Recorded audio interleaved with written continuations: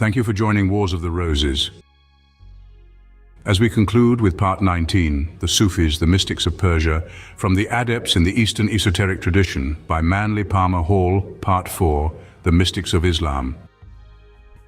The Sufis, the Mystics of Persia. The teachings of the Sufis appear to have originated with the Prophet Muhammad himself. He was not only a brilliant moralist, religious leader, and statesman, but was also, by temperament, a mystic and ascetic. Throughout his life, he cultivated detachment from worldly honors and material possessions. The responsibilities of his high calling impelled him to set an example of moderate conduct, piety, and self-sacrifice.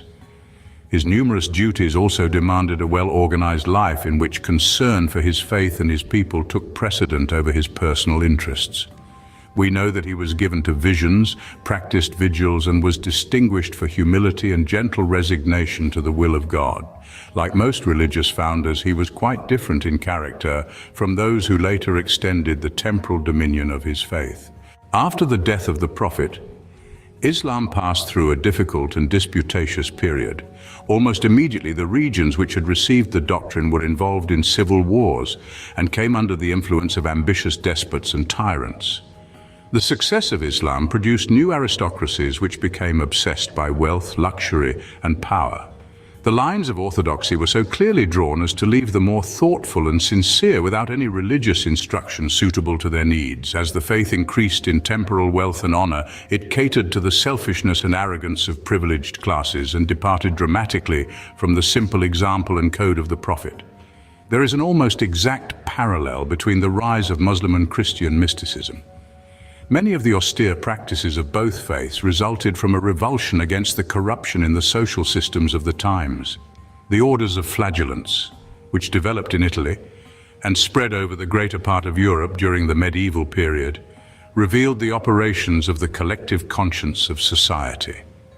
The Sufis belonged originally to that system of religious mysticism, which is called quietism. The quietist seeks escape from the exigencies of living by retiring into himself, detaching his mind and emotions from all worldly entanglements, and directing the forces of his consciousness toward a participation in the divine love and understanding. Many quietist groups have excellent reputations for good works and have made practical contributions to the advancement of society. They are in the world, but not of it. They usually choose non-competitive trades and professions and decline to cooperate with destructive policies. Their attitudes, being contrary to the approved policies of their time, are frequently misunderstood by their neighbors. The members, therefore, must endure afflictions and humiliations and demonstrate their integrity by accepting patiently and kindly the indignities that are heaped upon them. The world has not yet learned that it takes a truly strong person to practice patience and humility. Quietists may form themselves into groups or sects, or they may remain members of prevailing religious orders. In most cases, they can derive authority from the lives of great prophets and saints, whose examples are admired but not practiced by the orthodox. The Sufis originally sought to find the spiritual consolation which they believed to be the essence of the Moslem doctrine. They were distinguished merely by the steadfastness with which they held to the spirit of the revelation. They declined to become involved in the luxuriousness of their contemporaries and were ridiculed for their failure to share in the prosperous but unethical policies of their neighbors.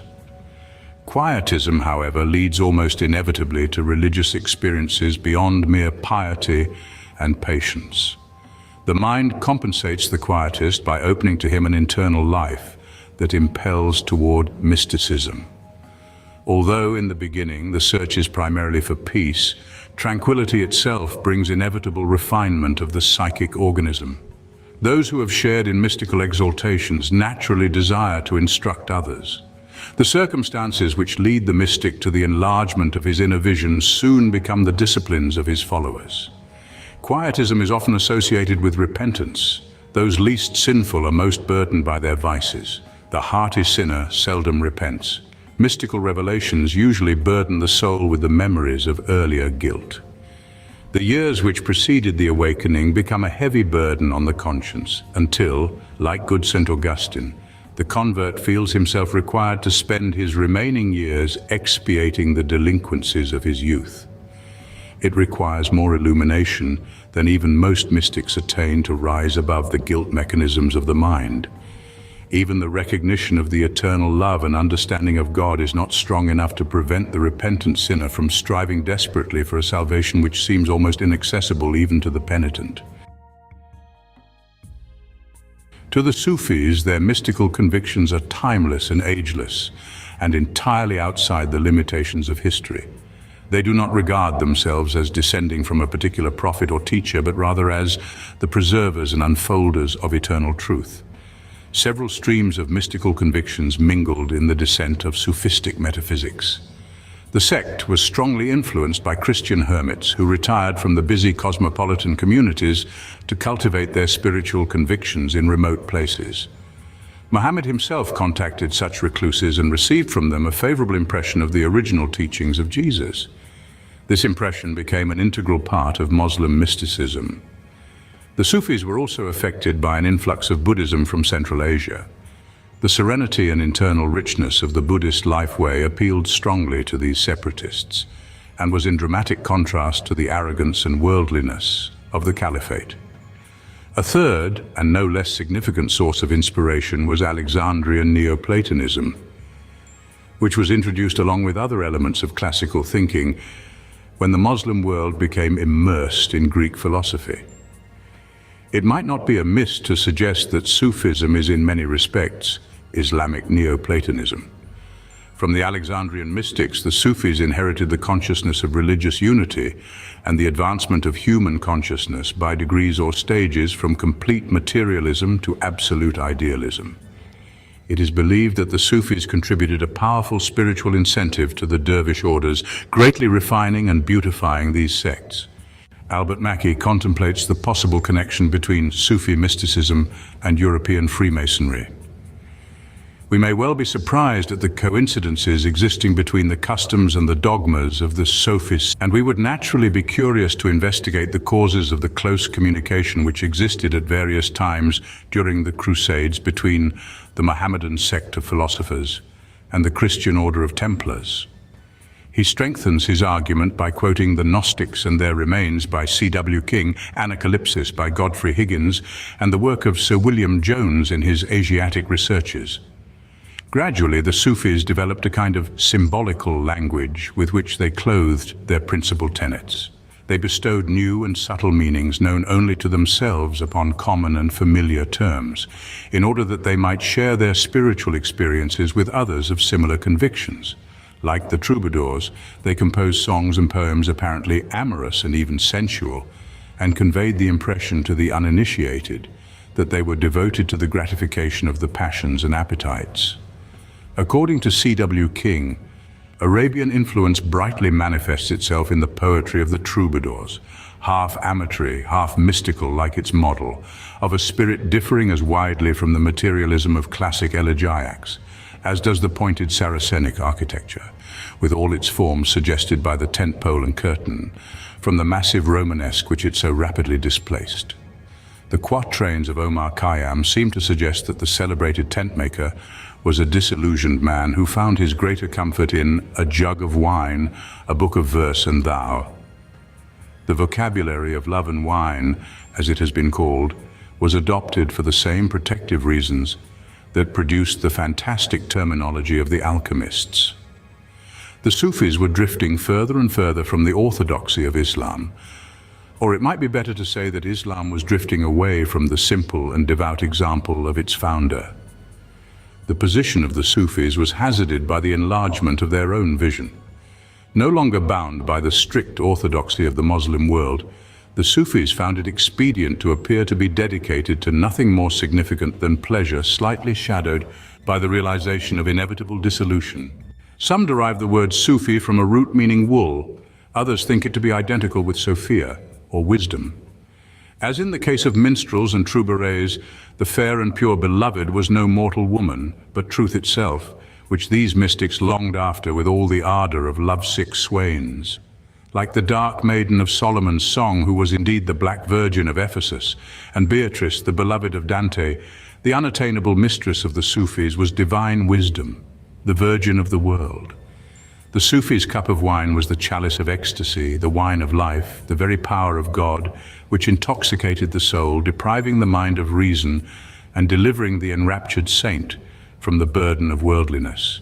The fatalism of Sufism was a statement of complete emancipation from materialism and all its consequences. Life ends in silence, ambitions end in darkness, possessions rot away, and that which remains is reality. That inevitable fact of union with a divine reality which is beyond knowing or definition. Those who accepted literally the concept of mystical nihilism considered the doctrines as the ultimate form of philosophical pessimism. To borrow a term from the desert, it was all thunder without rain. The empty cup was broken at the well. Man came forth as a flower and was cut down, and poets chanted sadly the futility of existence. Even today, the Rubaiyat creates a nostalgic mood, catering to the human instinct to lament over everything in general and nothing in particular. We are most happy when a little sad, and we are most comfortable when we comfort ourselves. To the orthodox, the Sufi is gentle but a little mad. He rejects heaven and hell and the earthly region which lies between. He lives in space, nourished by his love and wine. Sufism divides the initiated teachers of mankind into three groups or classes and accepts them as the illumined guardians and guides of human destiny. These heaven-sent ones are masters, prophets, and saints. All aspiring mortals verge toward inclusion in one of these groups, and as they advance along the stations of the Sufistic mysteries, they receive appropriate internal inspiration, which they manifest through works of godliness. The masters are those who are called the warlike teachers. They are the army of the enlightened, which must struggle against the forces of darkness. They fight the good fight, overcoming evil with the sharp, bright sword of truth. It is their destiny to become the spiritual governors and leaders of the race, and from them is chosen the governing body of the future. The saints are the consolers, the peacemakers, the gentle ones who bring the message of love. They strive only by the example of humility.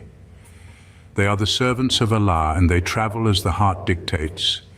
They bring the medicine which heals the sickness of souls, and they sing the song of the beloved.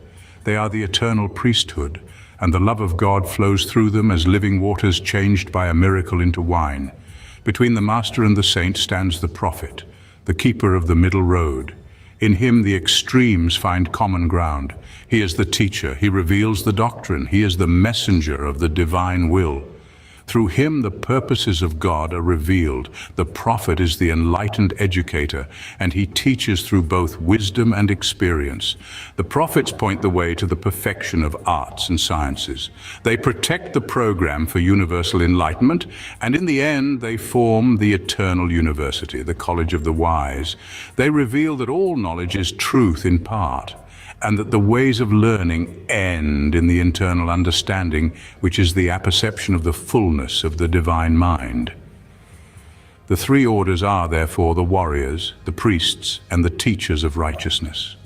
And each human being, according to the instincts of his own soul, finds one of these paths opening within himself, and selects that which is the fulfillment of his own innermost resolution. The modern trend in Sufi mysticism is away from all formalization of devotional practices. Theirs is a part of rest after labor. There is no place in their doctrine for a conflict of creeds or clash of opinions. They never argue about their beliefs or try to convert or influence those of other religious convictions. They seek rather to reveal Sufism as a quality of devotion which may be practiced by all who love God and seek to serve their fellow men. They have no special message for the intellectual except to relax and experience the love of God. They feel that this experience of the omnipresence of the divine is the solution to the dissensions of mankind. Nothing can be proved by disputation. Nothing can be solved by conversion. Truth can neither be defended nor assailed. Those who experience the presence of God require no other demonstration of the wonder of life. Sufism opens the door for those who are weary and heavy-laden, and therefore holds a peculiar fascination for that minority of troubled mortals which has found no consolation in material accomplishment. The sect practices, in a modified form, those Eastern disciplines which strengthen the contemplative life. The Sufis do not recommend a solitary existence, but rather the practice of internal peace without neglect of natural responsibilities. They have formed monastic houses and places of retreat, but these are symbolical and are reserved for those inclined by their own internal requirements to seek solitude. Recently, some Sufistic groups have gained considerable distinction for their studies in comparative religion and for their industrious efforts to unite Near Eastern sects in the communion of spiritual brotherhood.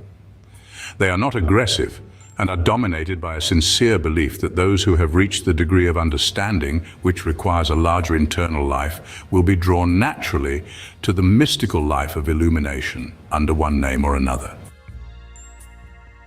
Thank you for watching, and please don't forget to share, like, subscribe and comment. And if you can, please consider donating to Wars of the Roses. Links to PayPal and Patreon are in the description. Thank you so very much.